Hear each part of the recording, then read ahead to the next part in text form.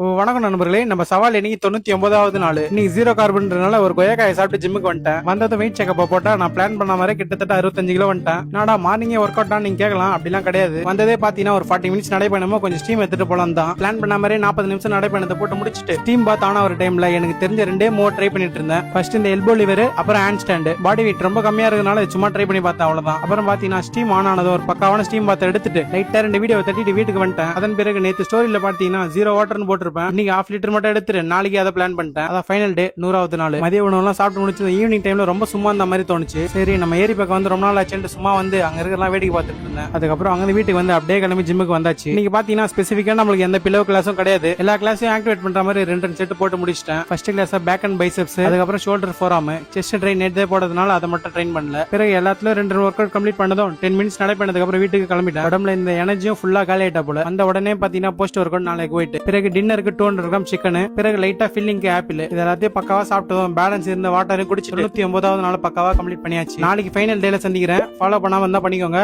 மறக்காம ஆரோக்கியமா இருங்க நண்பர்களே.